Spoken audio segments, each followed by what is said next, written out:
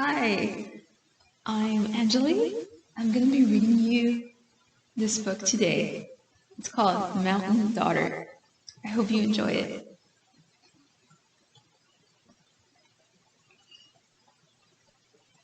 By the way, the cover opens up and you have this panoramic view of a mountain with a cabin house up at the top and some houses on the sides of the mountain, some snow, and pine trees.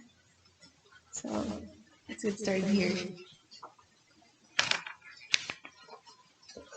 It says, "To my mother, who has loved me every day, and to all the girls and women who make the world a better place every day, thank you." Mountain Daughter.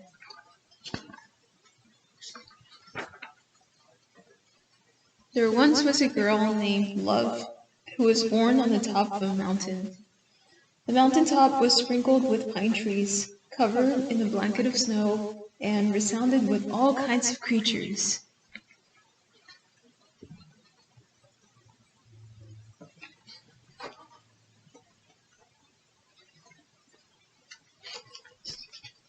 Love lived in a cabin house with her cat, Rosie.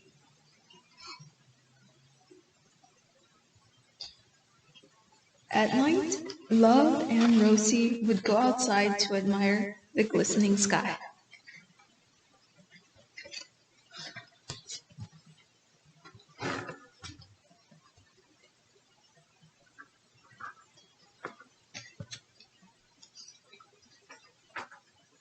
One day, as Love and Rosie walked the mountain forest, they noticed a rabbit. A bit startled, he asked her, "Where are we going?" Love replied, "We are admiring the beauty found all around us." "Well, the rabbit said, "it's not this beautiful down there." "What do you mean, down there?" Love asked. "Well, by down there, I mean in the valley, below the mountain," replied the rabbit. "Oh," said Love, "I'll have to check it out sometime." "What's your name?" asked Love. "My name's Blue," said the rabbit.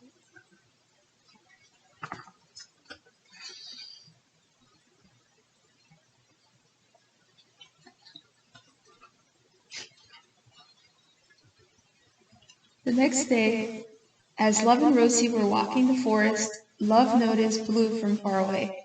She walked toward him, and as she did, Blue noticed her.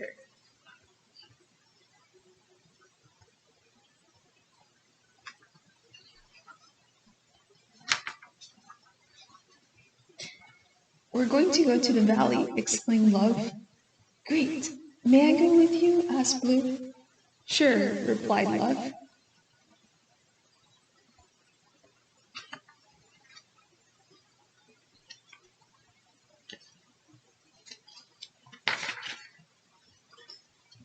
As they headed down the mountain, Love noticed new fruits and treasures throughout the forest that had not been there before.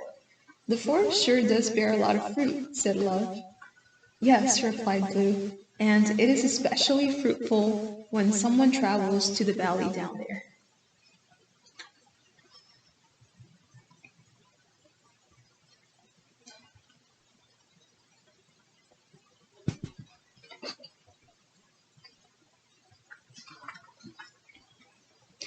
Love, Rosie, and Blue strutted to the low point of the mountain. When they arrived, Love could not believe her eyes. The people vaguely seemed like people, for they walked at such a slow pace that a sloth could outrun them, and had a downward gaze that you'd wonder when the last time was that they looked up.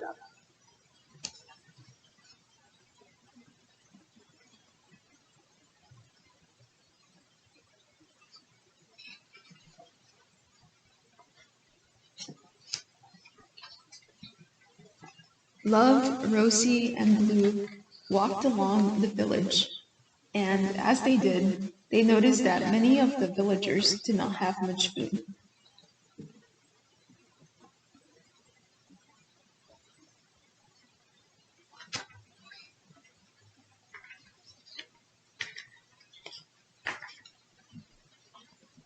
Love and Blue noted the land and instinctively went back up the mountain with Rosie running behind them. On the way back to her cottage, Love said, "Did you notice the scarcity of food down there? And the people? I hadn't witnessed such a sight. We must do something about it. Let's gather up fruit from the trees and take them to the people of the valley," exclaimed Blue. "Okay, let's do it," responded Love.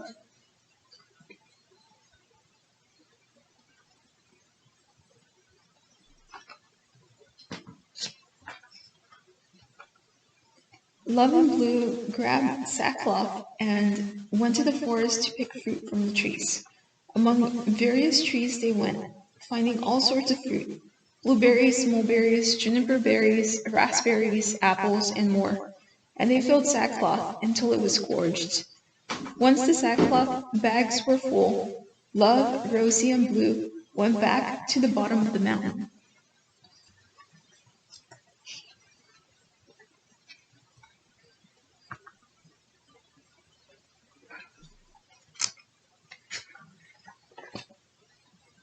When they reached the valley, they began to give fruit to the families that they saw outside their homes, and to those who were inside, they left bags of fruit by their doors.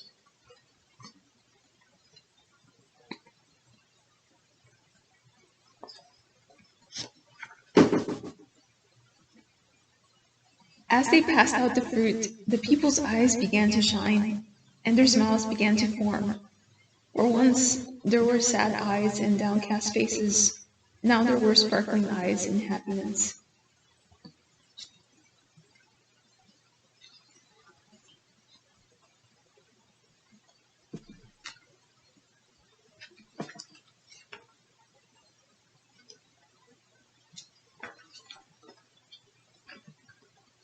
As people ate the fruit, Love thought that the people could use seeds to plant and grow their own trees and fruit.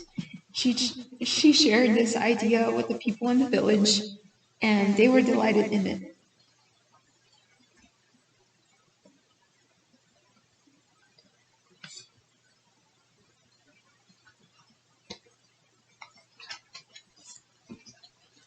The next day, Love and Rosie met Blue in the forest, and Love and Blue collected fruit and pine cones from the trees so they could extract seeds from them and take them to the people in the valley.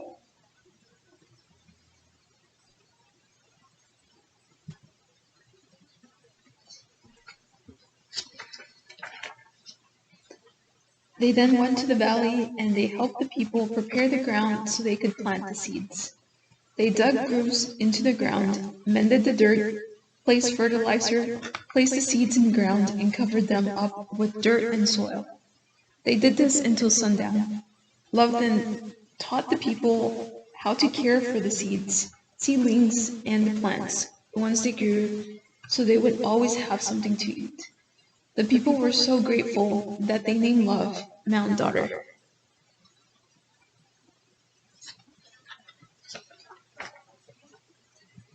On the way back, Love, Rosie, and Blue noticed that the plants were sprouting more fruit, and new plants were growing on the mountain steep. There were short plants, tall plants, wide plants, lean plants, plants of bright colors, plants of deep colors, such beauty all throughout.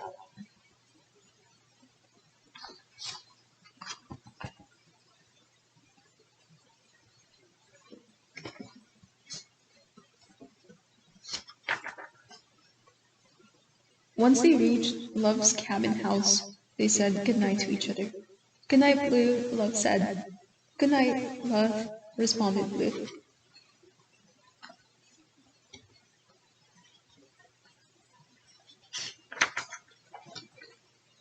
And the trees in both the mountain and the valley flourished with bountiful fruits and pleasant smells for generations to come. The end.